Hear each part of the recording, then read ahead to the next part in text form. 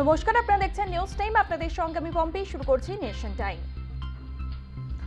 Nation টাইমের শুরুতেই অবশ্যই যে খবরের দিকে নজর রাখতে হচ্ছে, মার্কিন প্রেসিডেন্ট ডোনাল্ড ট্রাম্প তিনি কি বলেছিলেন? তিনি বলেছিলেন সমশুল্ক নীতির কথা।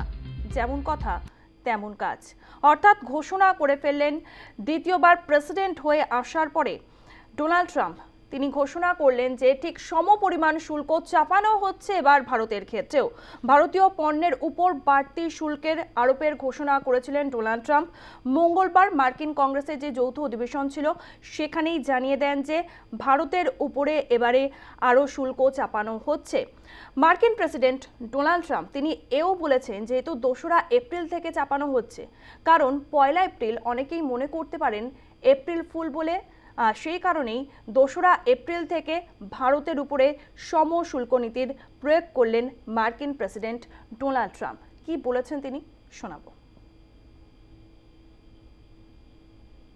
Other countries have used tariffs against us for decades, and now it's our turn to start using them against those other countries. On average, the European Union, China, Brazil, India, Mexico and Canada, have you heard of them? And countless other nations charge us tremendously higher tariffs than we charge them. It's very unfair. India charges us auto tariffs higher than 100%. China's average tariff on our products is twice what we charge them. And South Korea's average tariff is 4 times higher. Think of that, 4 times higher. And we give so much help militarily and in so many other ways to South Korea, but that's what happens. This is happening by friend and foe. This system is not fair to the United States and never was, and so on April 2nd, I wanted to make it April 1st, but I didn't want to be accused of April Fool's Day. That's not, just one day cost us a lot of money. But we're going to do it in April. I'm a very superstitious person. April 2nd, reciprocal tariffs kick in. And whatever they tariff us, other countries, we will tariff them. That's reciprocal, back and forth. Whatever they tax us, we will tax them. If they do non-monetary tariffs to keep us out of their market, then we will do non-monetary barriers to keep them out of our market. There's a lot of that too. They don't even allow us in their market. We will take in trillions and trillions of dollars and create jobs like we have never seen before. I did it with China and I did it with others, and the Biden administration couldn't do anything about it because there was so much money they couldn't do anything about it. শুধু ভারত নয়, ভারত ছাড়াও চীন, দক্ষিণ Korea, Canada, মেক্সিকোর মতো দেশগুলিতেও একইভাবে শুল্ক চাপানো হবে। তিনি বলেন যে যেহেতু এই দেশগুলি আগাগোড়ায় বেশি পরিমাণে শুল্ক চাপিয়ে এসেছে, সেক্ষেত্রে এবার তাদের পালা, তারাও ব্যবসা করতে এসেছে এবং ব্যবসায়ী লক্ষ্যে লাভ করতেই এরকমভাবেই সমশুল্ক নীতির ঘোষণা করা হয়েছে এবং তিনি এ বিষয়ে যথেষ্ট কড়া মনোভাব নিয়েছেন তা বোঝাই গেল।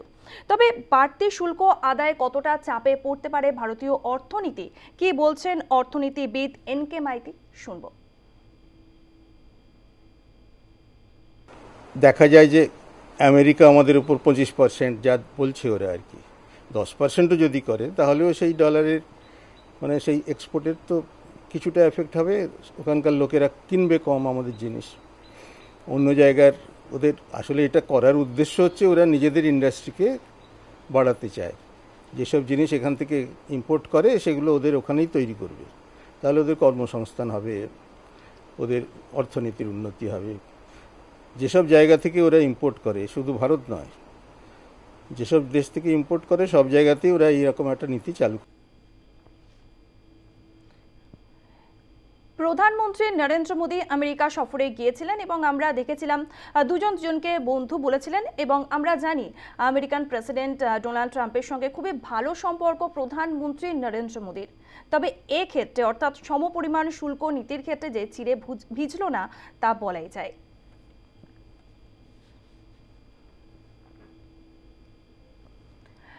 এবারে যে খবরের দিকে নজর রাখতে হচ্ছে, সংযুক্ত কিষাণ মোর্চার আন্দোলন। কৃষক আন্দোলন চলছে আর কৃষক আন্দোলনের আজকে চণ্ডীগড়ে তাদের যাওয়ার কথা ছিল, কিন্তু তাদের যাওয়ার আগেই রাস্তা আটকে দেওয়া হয়, চণ্ডীগড় এবং পাঞ্জাব সীমানা বন্ধ করে দেওয়া হয়। সেই ছবি আপনাদেরকে দেখাচ্ছি, যেখানে চণ্ডীগড় এবং পাঞ্জাব সীমানা বন্ধ করে দেওয়া হয়েছে, যেখানে কৃষকরা তারা খসড়া প্রত্যাহার, স্বামীনাথন কমিশনের রিপোর্ট অনুসারে ন্যূনতম সহায়ক মূল্যের আইনি গ্যারেন্টি, রাজ্যের কৃষি নীতি বাস্তবায়ন এবং রাজ্য সরকার কর্তৃকও ন্যূনতম সহায়ক মূল্যে 6টি ফসল কেনার দাবি জানিয়েছিলেন। আর দুদিন আগেই সোমবার দিনকে পাঞ্জাবের মুখ্যমন্ত্রী ভগবন্ত সিং মানের সঙ্গেই বৈঠকে বসেছিলেন কৃষকরা, কিন্তু সেই বৈঠক কিছুক্ষণ চলার পরেই যখন তাদের দাবি দাবা পেশ করতে থাকেন কৃষকরা, তারপরেই আচমকাই সেই বৈঠক থেকে বেরিয়ে যান পাঞ্জাবের মুখ্যমন্ত্রী। যখন পাঞ্জাবের মুখ্যমন্ত্রী এই বৈঠক থেকে বেরিয়ে যান, তারপরে কৃষকরা কি জানাচ্ছেন শুনবো। स्टेट का मुखिया होता है, वो मुखिया के खिलाफ आज हमने यहाँ पे प्रोटेस्ट किया। उनका पुतला फूका है भगवंत मान जी के खिलाफ, कि जो उनका रवैया है किसानों के खिलाफ। किसान वो लोग हैं जो पूरे देश को मतलब अनाज पैदा करते हैं और पूरे देश को चलाते हैं। उनके ऊपर घर घर जाकर ऐसे हमला कर रहा है कि उनको एक मतलब वो पता नहीं कितने गुनाहगार है, घर घर से जाके उनके बच्चों को उनको उठा रहे हैं। तो आज उनके खिलाफ हमारा धरना है। किसानों ने ये अति कर दी, देश का पेट भर दिया। इस देश के 85 करोड़ लोगों को जो सरकार अनाज मुफ्त में बांट रही है, जो पंजाब का किसान ही पैदा करके दे रहा है। ये कौन सी बात है कि कोई कह दे कि देश के किसानों ने अति कर दी जो पंजाब के আপনাদেরকে শোনালাম এবং দেখাচ্ছি সেই ছবি, যেখানে পাঞ্জাবের মুখ্যমন্ত্রী ভগবন্ত সিং মানের কুশপুতুল দাহ করা হয়। এভাবেই কৃষকরা বিক্ষোভ দেখান, কারণ তাদের যেই দাবি দাবা সেই দাবি দাবা মানেননি ভগবন্ত সিং মানে। তিনি বলছেন যে কেন্দ্রের কাছে যে সমস্ত দাবি দাবা রয়েছে সংযুক্ত কিষাণ মোর্চা তা কেন্দ্রের কাছে পৌঁছে দেবেন, কিন্তু কৃষকরা তাদের অভিযোগ যে রাজ্যের কাছেও তাদের যে সমস্ত দাবি দাবা রয়েছে তা কেন শুনছেন না মুখ্যমন্ত্রী, পাঞ্জাবের মুখ্যমন্ত্রী। আর তা নিয়েই এই বিক্ষোভ প্রদর্শন করা হয় কৃষকদের তরফ থেকে। আর আপনাদেরকে এখন শোনাবো যেদিন বৈঠক হয়েছিল ভগবন্ত সিং মানের সঙ্গে, সেই বৈঠক মানে মাঝ রাস্তায় ছেড়ে বেরিয়ে যান পাঞ্জাবের মুখ্যমন্ত্রী। তারপরে কৃষকরা কি বলছেন শুনবো। बड़ी अच्छे माहौल में बातचीत हो रही थी, कुछ भी ऐसी कोई गर्मा गर्म बात बिल्कुल ही नहीं हुई। जब बात नजदीक आई तो उन्होंने कहा मैंने डॉक्टर के पास जाना है, तो फिर उन्होंने बात छेड़ दी कि मैं 5 तारीख को क्या करने वाले हूँ। हमने कहा भाई अभी तो डिस्कशन चल रही है, आपने कहा था शुरू में कि खुला टाइम है, जितनी देर मर्जी डिस्कस करो, तो अभी तो डिस्कशन चल रही है। गुस्से में आगे भागे, ये हमें खुद नहीं समझ में आया। कोई ऐसा किसी ने कोई हमारे में से किसी ने कोई ऐसा शब्द भी इस्तेमाल नहीं किया जिससे उसे गुस्सा आ जाए, हमें तो समझ में नहीं आ रहा। नहीं, कभी भी नहीं, लाइफ में कभी किसी चीफ मिनिस्टर के साथ ऐसी मीटिंग नहीं। हम आएंगे चंडीगढ़ आएंगे। আপনারা শুনলেন কৃষকরা ঘোষণা করে দিয়েছিলেন তারা চণ্ডীগড়ে যাবেন, তবে তার আগে কি হয়েছিল একটু জানিয়ে রাখি আপনাদেরকে। কৃষকরা চণ্ডীগড়ে যাওয়ার আগে দেখা গিয়েছিল যে সমস্ত কৃষক যারা নেতৃত্ব দিতে পারেন সেই সমস্ত কৃষকদের নজরবন্দি করা হয়েছিল, এমনও অভিযোগ করেছিলেন কৃষকরা।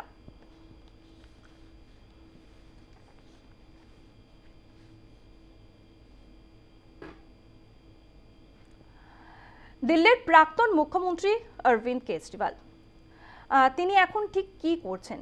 তিনি মেডিটেশন ক্যাম্পে গিয়েছেন। পাঞ্জাব 10 দিনের পাঞ্জাব সফরে গিয়েছেন অরবিন্দ কেজরিওয়াল। তার এই মেডিটেশন ক্যাম্পে যাওয়া নিয়েও কিন্তু শুরু হয়ে গিয়েছে জল্পনা, কারণ এই জল্পনা সেটা হচ্ছে বিপাশনা মেডিটেশন ক্যাম্প, সেখানে সস্ত্রীক অংশ নিয়েছেন অরবিন্দ কেজরিওয়াল। আর এ নিয়েও সমালোচনা করতে ছাড়ছে না বিজেপি। কেন সমালোচনা করা হচ্ছে বিজেপির তরফ থেকে? সমালোচনা করার একটাই কারণ, যেখানে অরবিন্দ কেজরিওয়াল বলতেন তিনি মানুষের জন্য কাজ করছেন আর তার দলের নামও আম আদমি পার্টি। সেখানে কি দেখা যাচ্ছে, এখন তিনি ক্ষমতায় নেই, তিনি প্রাক্তন মুখ্যমন্ত্রী, কিন্তু তার যে কনভয় সেই কনভয়ে 100টি পুলিশের গাড়ি রয়েছে। 100টি পুলিশের গাড়ি, সেই কনভয় নিয়ে তিনি পাঞ্জাবে গিয়েছেন 10 দিনের পাঞ্জাব সফরে এবং বিপাশনা মেডিটেশন ক্যাম্পে তার সঙ্গে রয়েছেন তার স্ত্রী। আর সেই সুযোগ কি কখনো ছাড়তে পারে বিজেপি, তা নিয়ে সমালোচনা শুরু হয়ে গিয়েছে। কি বলছেন কেন্দ্রীয় মন্ত্রী মনজিন্দর সিং, যিনি মহারাষ্ট্রের মুখ্যমন্ত্রী, শুনব। अरविंद केजरीवाल जी कल विपासना के लिए होशियारपुर गए, लेकिन नज़ारा देखने वाला था। 50 से ज़्यादा बड़ा गाड़ियों का काफिला था, 2-2 करोड़ रुपए की लैंड क्रूजरें थी बीच में, 100 से ज़्यादा पुलिस कमांडो साथ चल रहे थे, एम्बुलेंस चल रही थी, फायर ब्रिगेड की गाड़ियाँ चल रही थी, और ये शांति लेने गए थे। ये कैसी शांति है जिसके लिए पंजाब के लोगों के खजाने से लाखों रुपया उड़ाया जा रहा है? ये कैसी शांति है जिसके लिए सारे होशियारपुर को जगाया जा रहा है? ये कैसी शांति है जिसके अंदर 100 से ज़्यादा कमांडो आपकी सुरक्षा करने निकले हुए हैं? আপনাদেরকে শুনলাম দিল্লির মন্ত্রী মনজিন্দর সিং এর বক্তব্য। তিনি এই বিষয়টিকে সমালোচনা করেছেন। তরুণ ছাক তিনি কি বলছেন শুনব। मैं पूछना चाहता हूं भगवंत मान साहब से, किस हैसियत से 100 गाड़ियों का काफिला केजरीवाल साहब के साथ चल रहा है? कैसे वो सरकारी ऑफिसर्स की क्लास ले रहे हैं? कैसे वो सरकारी ऑफिसर्स को निर्देश दे रहे हैं? किस हैसियत से दे रहे हैं? वो आम आदमी पार्टी के वर्करों को आदेश दें, निर्देश दें, उसमें कोई दिक्कत नहीं, लेकिन धोखाधड़ी जालसाजी की जमानत पर बाहर अरविंद केजरीवाल जमानतिया यहां आकर ऑफिसर्स को निर्देश दे रहे हैं और लूट की योजनाएं बना रहे हैं। सत्ता के भोगी केजरीवाल साहब की विलासता दिल्ली के शीश महल से भी नहीं भरी, अब पंजाब की संपत्ति को लूटने की योजनाएं बन रही हैं। हम कभी भी इसे कामयाब नहीं होने देंगे। সমাজবাদী পার্টির বিধায়ক আবু আসমিকে সাসপেন্ড করা হয়েছে। বাজেট অধিবেশন যতদিন চলবে 26শে মার্চ পর্যন্ত সাসপেন্ড করা হয়েছে আবু আসমিকে। গতকালই আপনাদেরকে জানিয়েছিলাম ঔরঙ্গজেবকে নিয়ে বিতর্কিত মন্তব্য করেছিলেন এই আবু আসমি। তারপরে তার বিরুদ্ধে এফআইআর দায়ের করা হয়েছিল শিবসেনার তরফ থেকে। এরপরে আজ কি দেখা গেল, আজ জোট সরকারের মন্ত্রী চন্দ্রকান্ত পাটিল তিনি আবুর বিরুদ্ধে ব্যবস্থা নেবার জন্য বিধানসভার স্পিকারের কাছে আবেদন জানান এবং সেই আবেদন গৃহীত হয়, সাসপেন্ড করা হয় সমাজবাদী পার্টির বিধায়ক আবু আসমিকে। এবং তিনি কি মন্তব্য করেছিলেন, তিনি বলেছিলেন যে মুঘল সম্রাট ঔরঙ্গজেব তিনি নিষ্ঠুর নেতা ছিলেন না, এমনকি তার আমলে জিডিপির বৃদ্ধি হয়েছিল, তার শাসনকালে সোনা চুরুই বলা হতো, এমনই মন্তব্য করেছিলেন। তারপরেই বিতর্ক দানা বাঁধে, আর সেই সুযোগ হাতছাড়া করতে চায়নি বিজেপি। এরপরেই সমাজবাদী পার্টির এই বিধায়ক আবু আসমিকে সাসপেন্ড করা হয়েছে আজকে। উত্তরপ্রদেশের মন্ত্রী কেশব প্রসাদ মৌর্য তিনি কি বলছেন শুনব।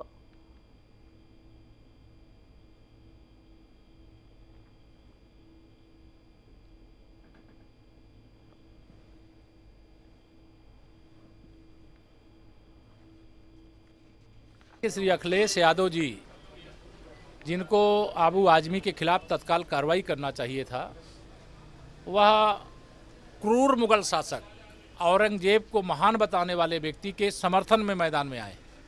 तो मुझे लगता है कि चाहे वह जो क्रूर मुगल शासक रहे हैं, चाहे वो औरंगजेब या अन्य, उनकी भी आत्मा अखिलेश यादव जी के अंदर समा गई है, इसलिए इस प्रकार की। এবার আপনাদেরকে শোনাবো আবু আসমি সমাজবাদী পার্টির বিধায়ক, তাকে সাসপেন্ড করার পরে তিনি কি কোনো আইনি পদক্ষেপ নিচ্ছেন, কি বলছেন শুনবো। मुझे तैज्जुब हुआ कि मैंने असेंबली के अंदर कोई बात भी नहीं किया और बाहर जो मैंने बात किया, मैंने किसी महापुरुष को के बारे में कोई अपमानित बात नहीं किया या किसी ने महापुरुषों के साथ गलत किया उस पर भी मैंने कोई बात नहीं किया।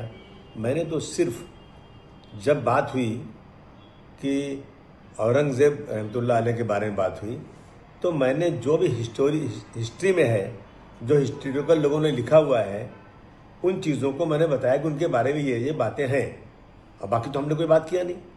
लेकिन उसके बाद भी मुझे उन्होंने सस्पेंड कर दिया। मुझे अफसोस है कि आज कानून है कि नहीं है, ये बहुत बड़ी नाइंसाफ़ी है। मैं अब रमज़ान का महीना भी चल रहा है, मेरी तबीयत भी ठीक नहीं है। मैं सिर्फ ये कहना चाहता हूँ कि मैं अब जो है कानून का दरवाज़ा खटखटाऊँगा, स्पीकर साहब से मिलूँगा, पूछूँगा कि आपने इस तरह से क्यों हमारे साथ किया है, कौन से कानून में बैठ। আবু আজমিকে সাসপেন্ড করার পর উত্তরপ্রদেশের মুখ্যমন্ত্রী যোগী আদিত্যনাথ তিনি বলেছেন আবু আজমিকে আমাদের রাজ্যে পাঠিয়ে দিন, চিকিৎসা করে ফেরত পাঠাবো। কি বলেছেন যোগী আদিত্যনাথ শুনবো। भारत की आस्था पर प्रहार करने वाला दुर्दांत, धर्मांध, क्रूर शासक, उसको समाजवादी पार्टी आदर्श मानती है। जो भारत को रौंदने के लिए आया था, जजिया कर लगा रहा था, भारत का इस्लामीकरण कर रहा था।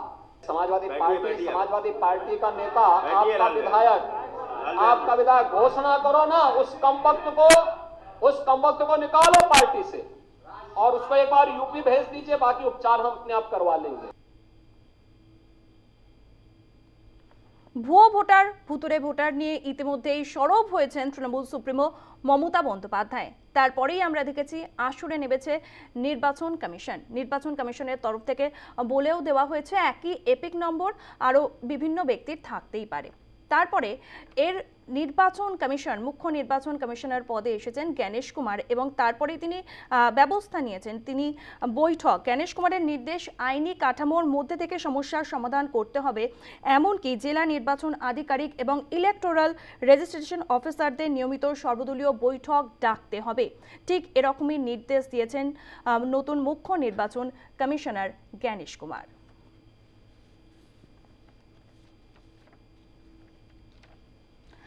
একটি ছবি আপনাদেরকে দেখাবো। সেই ছবিতেই উঠে আসছে পুলিশকে তল্লাশি করা হচ্ছে। তবে পুলিশ তল্লাশিতে গিয়েছিল একটি বাড়িতে। এই ঘটনা অসমে ঘটেছে। দেখছেন আপনারা পুলিশকে তল্লাশি করা হচ্ছে। ঠিক কি ঘটনা একটু আপনাদেরকে বলে রাখি। সিবিএসই পরীক্ষায় প্রতারণা ও জালিয়াতির অভিযোগে বেসরকারি বিশ্ববিদ্যালয়ের মালিককে গ্রেফতার করে অসম পুলিশ। অভিযুক্তের বাসভবনে তল্লাশি অভিযান করার আগে পুলিশকেই তল্লাশি করে তার ব্যক্তিগত নিরাপত্তা রক্ষীরা।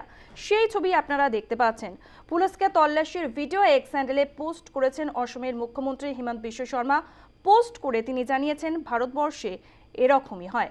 তল্লাশির আগেই পুলিশকে তল্লাশি করা হলো অসমে।